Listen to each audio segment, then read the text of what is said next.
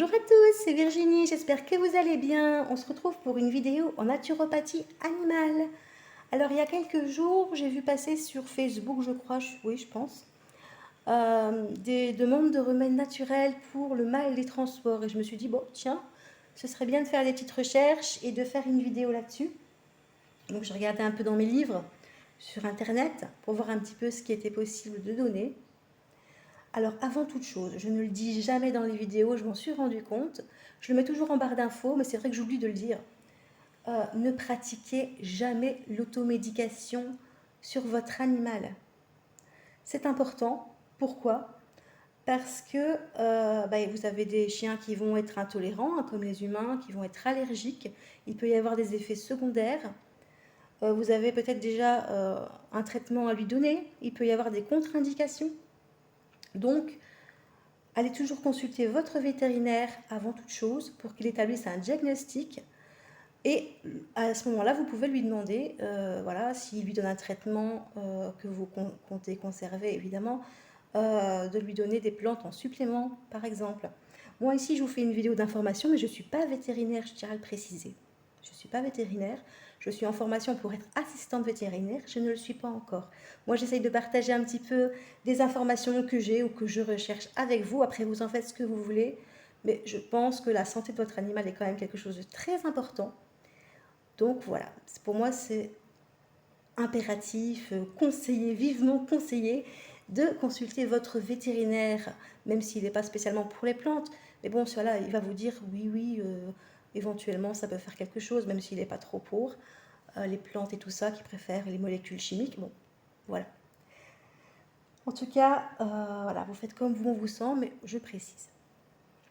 Alors, le mal des transports. Déjà, on va parler un petit peu des symptômes. Vous allez avoir un animal qui va être agité, ou au contraire qui va être complètement inerte, amorphe. Il va être un peu tétanisé, du coup il ne va pas bouger. Vous allez avoir un animal qui va gémir, qui va miauler. Je me souviens quand on allait conduire mon chat, enfin le chat de ma maman, bon, c'était mon chat aussi, chez le vétérinaire, c'était miaou, miaou, miaou. Bon. Après, elle n'avait pas l'habitude d'aller en voiture, c'était vraiment que pour aller chez le vétérinaire. Donc les aboiements pour les chiens. On a des chiens qui allaitent aussi. Ça peut être un signe de contrariété aussi, l'allaitement. Vous allez avoir des animaux qui vont saliver excessivement, qui vont déglutir très régulièrement, se lécher le museau. Vous allez avoir des animaux qui vont avoir des nausées, qui vont aller jusqu'à vomir. Et vous allez avoir des mictions ou des défécations involontaires. Alors miction, je vous le dis parce que moi je ne connaissais pas le terme, il y a quelques temps de ça, c'est depuis que je suis mon cours d'assistante vétérinaire que je le sais. C'est le fait simplement de faire pipi. Voilà. Alors, il peut y avoir plusieurs causes. Alors la première cause euh, qui est la plus fréquente généralement, c'est la peur. La peur du voyage en lui-même, des ballottements de la voiture, quand vous freinez fort, quand vous tournez, donc allez-y doucement, hein. On a aussi la peur de l'abandon, parce que votre animal, il ne sait pas où il va. Vous êtes avec lui, mais est-ce que vous serez encore avec lui après? Il se demande où il va, qu'est-ce que vous allez faire, est-ce que vous allez rester ensemble? Voilà, ça peut amener de l'anxiété carrément. Et l'animal va savoir que dès le moment où vous allez le mettre dans la voiture, qu'il va avoir de l'anxiété, si vous voulez, donc qui va avoir peur et donc qui va faire de l'anxiété déjà à l'avance, dès qu'il va comprendre. Ça peut être aussi, j'ai vu une dissociation de la vue, de la posture et de l'oreille interne. Bon, en sachant que pour les jeunes, l'oreille interne n'est pas encore totalement formée, ils risquent d'avoir un mal de transport plus intense. Donc du coup, comme il va avoir des ballottements, donc il va voir où vous allez, la voiture bouger, il va avoir des bruits qui vont le perturber. Donc du coup, ça va provoquer, donc généralement ça provoque des nausées. C'est une question d'équilibre aussi. Alors, je vais vous donner peut-être des petits conseils. Alors, un premier conseil que je vous donne, que j'ai vu dans mon cours, c'est par exemple pour les chats, c'est de l'habituer à aller dans sa cage de transport régulièrement, la laisser ouverte, lui faire un petit coin cocon avec un doudou, un jouet, une couverture qu'il aime bien, vraiment que ce soit qu'il ait envie d'aller dedans pour s'isoler, se cacher, dormir, qu'il soit à l'aise avec sa cage, qu'il ait envie d'aller dedans. Deuxièmement, à chaque fois que vous allez aller chez le vétérinaire, de nettoyer cette cage, parce que vous allez avoir, je pense, des phéromones de peur, de stress, qui vont rester dans la cage si vous ne la nettoyez pas, surtout si vous avez plusieurs animaux. Du coup, le chat va les sentir et ça va le stresser. Donc de nettoyer la cage après chaque passage chez le vétérinaire. Ensuite, ce que vous pouvez faire aussi, c'est de placer la cage au pied de votre siège ou du siège du passager et de mettre une couverture, quelque chose qui va occulter sa vision, en le laissant respirer bien sûr, mais comme ça il ne verra pas, il verra pas la voiture, il verra pas où il va, et, vous voyez, il sera peut-être plus, ça va un petit peu l'apaiser. Et je l'ai jamais fait pour mes lapins, mais je pense que ça peut être bien aussi pour les lapins de leur cacher voilà, la vision. Comme ça, ils vont être plus voilà, c'est en repos. À vous d'essayer, je ne sais pas, bon après ça dépend des animaux évidemment. Alors, ensuite, oui, ce qui est important aussi pour les chats, pour les chiens, c'est de faire des petits trajets. Que ce soit votre chien, si vous le mettez dans une cage de transport, l'habituer, même si c'est juste aller un aller-retour et lui montrer qu'il revient à la maison après, pour voilà, un petit peu mettre en confiance, avoir une habitude, installer une habitude.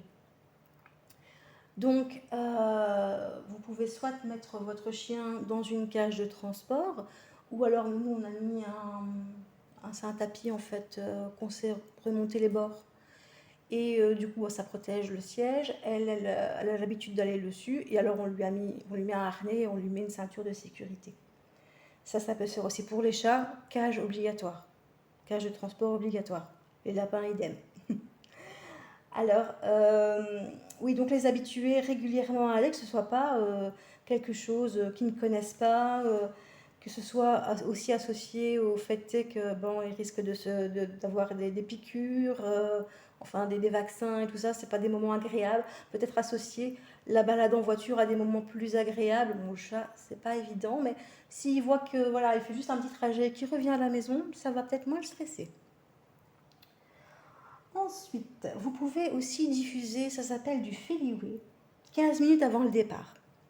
Je sais que ça marche pas sur tous les chats. Moi, j'ai jamais essayé, mais enfin, moi, j'ai pas de chat, mais mes parents en ont un. Enfin, ils en ont pas un, ils en ont 4.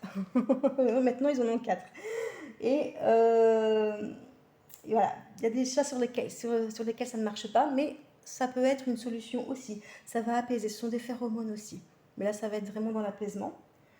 Alors, vous pouvez aussi diffuser de l'huile essentielle, de lavande, ou pour les chats, enfin, l'huile essentielle de lavande n'est pas contre-indiquée pour les chats, mais je vous conseille plus de prendre des hydrolats qui sont beaucoup moins concentrés en huiles essentielles, et donc ça va les apaiser. Vous avez aussi, bon ici je vais parler vraiment des traitements naturels. Alors, dans le livre Les soins naturels pour mon chien de Céline Gastinel-Moussour, j'ai trouvé, je vais essayer de retrouver la page, je vais vous montrer.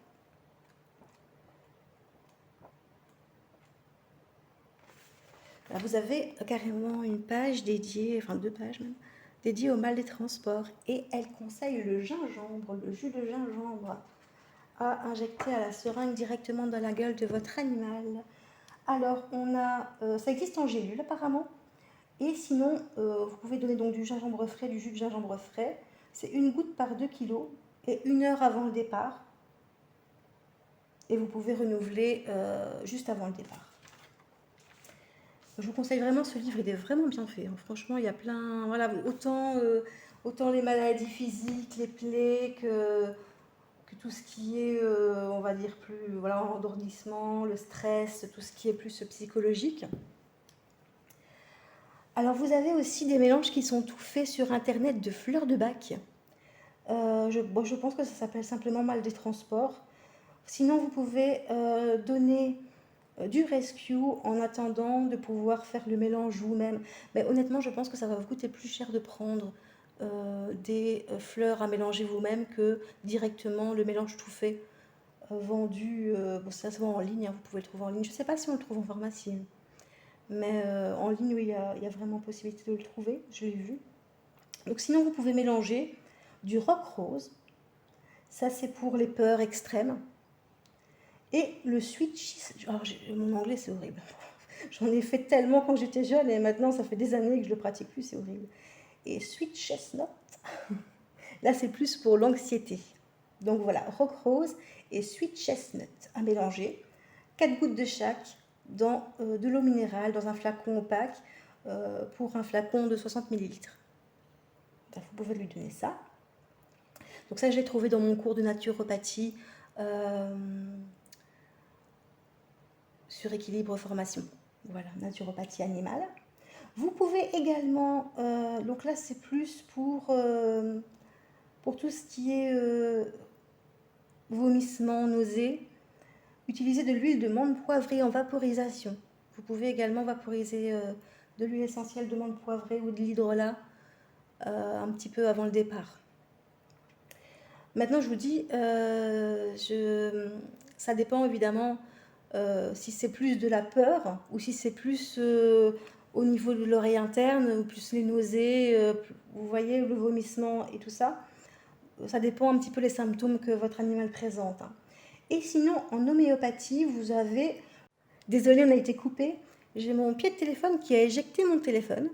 En fait, il y a un truc qui a bougé, il n'y a plus vraiment de... Mon téléphone n'est pas super bien maintenu, du coup, des fois, il éjecte. Hier, il est carrément tombé par terre. Donc, je pense que je vais en changer.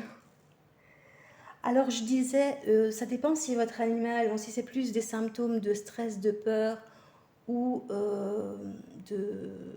d'oreille interne, des vomissements, les nausées. Ça, à vous de voir, hein. Moi, je vous donne tout, mais à vous de faire le discernement, de voir ce que vous devez lui donner. Alors, on a aussi l'homéopathie. Alors, l'homéopathie, vous avez pour les nausées, les vomissements, le Nux vomica. En général, c'est de 3 à 5 CH.